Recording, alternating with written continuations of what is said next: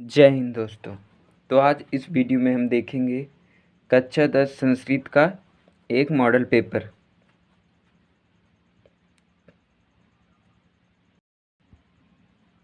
जैसे कि दोस्तों आज 1 सितंबर है, तो आज से हम शुरू करने वाले हैं। हर विषय की लगभग पूरी तैयारी 21 दिन में कराया जाएगा। हिंदी, संस्कृत, सामाजिक विज्ञान, विज्ञान और मैथ, इन सभी का कराया जाएगा। तो आपसे ये रिक्वेस्ट है, अगर आप चैनल पर नए हैं तो चैनल को सब्सक्राइब कर लीजिएगा, क्योंकि अगर 95 प्लस का स्कोर करना है तो आप ज़रूर चैनल को सब्सक्राइब करें। अगर जो भाई कुछ भी नहीं पढ़ा है, नहीं सोचता पास हो, वो भी 80 प्लस का स्कोर करेगा, केवल और केवल इम्पॉर्टेंट क्वेश्चनों के द्वारा। तो चलिए आज पहले इसे सॉल्व करते हैं। तो आज से ही हम शाम को एक वीडियो हिंदी का डालेंगे। पद्यांश या गद्यांश पर आधारित प्रश्न कैसे आते हैं, कैसे लिखें, हम सब पूरी की पूरी तैयारी। तो चलिए पहले उपखंड बहुविकल्पी आता है, हम तो जान ही रहे हैं। नोट देखिए, 1 से 3 गद्यांश पर आधारित प्रश्न। गद्यांश को ध्यान से पढ़िए, उत्तर चयन करें। रावीन्द्र प्राथमिक शिक्षा गृह योजाता शिक्षणम भाग्यम भाषा प्रभात प्रारंभिक विज्ञानम संस्कृत गणितमित्रो पाठ्य विषयम अभून्व प्रारंभिक गृह शिक्षक सप्तयम बालका उत्तरकालिका नगरे ओरिएंटल सेमिनार विद्यालय प्रवेशम लाभत तदनन्तरं नॉर्मल विद्यालयं गत्वा पर कुत्र मनोनारम अस्ति। तो एक गद्यांश पढ़ना है साथियों, और इससे हमें उत्तर देना है। तो चलिए देखते हैं। उपयुक्त गद्यांश का शीर्षक तो हमारा रविंद्र जी हैं। उसके बाद रविंद्र की प्राथमिक शिक्षा कहाँ पे हुई, हमने देखा है। इसमें देखिए, रविंद्र प्राथमिक शिक्षा गृह मतलब घर पे हुई, तो इस पे घर पर मारिए। रविंद्र की शिक्षा किस भाषा में प्रारंभ हुई, तो बांग भाषा है प्रभावित, मतलब बांग्ला भाषा में प्रभावित हुई। सच किसे कहा गया है, तो अर्जुन को। चौथा लिखने वाला अपने आप याद करना। पृथ्वी का 3 रत्नम सन त्रया रत्नम। उसके बाद देखिए, उसके बाद हमारा है निम्नलिखित में कौन दुख का लक्षण है, तो जो दूसरों के अधीन हो, मतलब जो दूसरों पर निर्भर हो। तो इसलिए दोस्तों आप खुद पर निर्भर हो, आत्मनिर्भर बने और अच्छा स्कोर करें इस साल क्लास 10th में। तो कर्मेण वाधिकस्त मम फलेषु कदाचन, यह श्लोक कहाँ से उद्धृत है, तो श्रीमद् भगवत गीता। तो श्रीमद् भगवत गीता को हमारे किसने लिखा है, तो आप कमेंट ज़रूर कीजिएगा। दोस्तों अगला है महात्मना नाम अस्ति। तो महात्मा के नाम से किन्हें जाना जाता है, तो हम जानते हैं, हमें मोहनदास करमचंद गांधी जी, जिसे हम बापू भी कहते हैं। उसके बाद जूमुत वाहनम पुत्रम का आसीत। तो जूमुत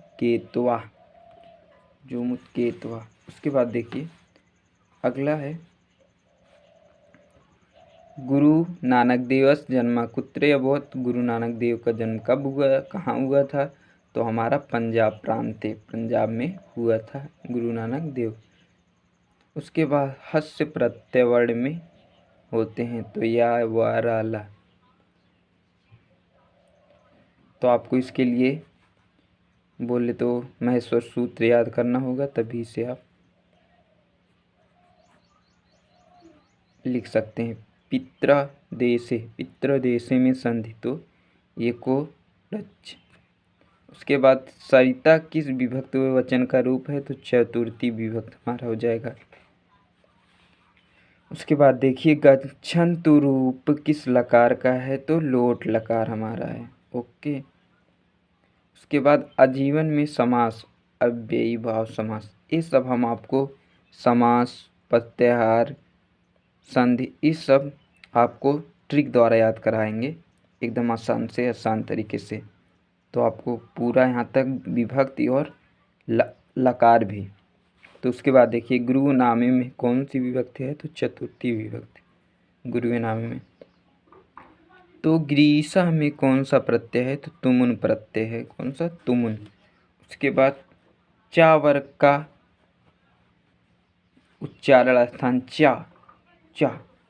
तो चा हम जब उसको बोलते हैं तो हमारे तलु से स्पर्श होता है। तो ग्रीस में संधि तो दीर्घ संधि हमारा।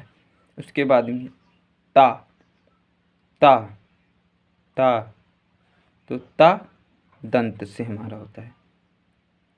बस बहुविकल्पी इतना था। अब हम देखते हैं वर्णात्मक प्रश्न हमारा कैसे आएगा। तो खंड बा है दोस्तों हमारा वर्णात्मक प्रश्न। तो उपखंड का सभी प्रश्न अनिवार्य है। तो देखिए, निम्नलिखित गद्यांशों में किसी एक गद्यांश का हिंदी में अनुवाद कीजिए। तो 2 दिए गए हैं आपको, तो जो भी आपको आए उसे आप हिंदी में अनुवाद कर दीजिए। 2 दिए गए हैं आपको।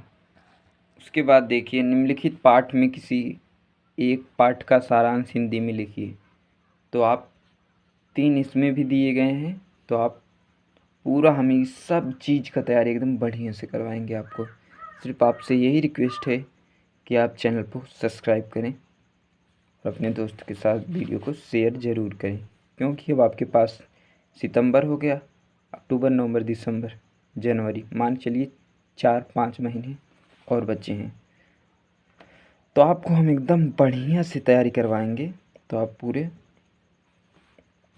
तो देखिए, निम्नलिखित किसी श्लोक का हिंदी में व्याख्या कीजिए। तो हिंदी में व्याख्या करना है दोस्तों, ये हमारा लक्ष्य भेद परीक्षा से है, पहला वाला चैप्टर। ओके। उसके बाद निम्नलिखित सूक्तियों में एक सूक्त का हिंदी में व्याख्या कीजिए। तो ये भी बहुत इम्पोर्टेंट है। 3 दिए गए, 1 करना है आपको। हम बता देंगे ऐसा 3 में तो 2 पक्का ही आपको पेपर में देखने को मिलेगा।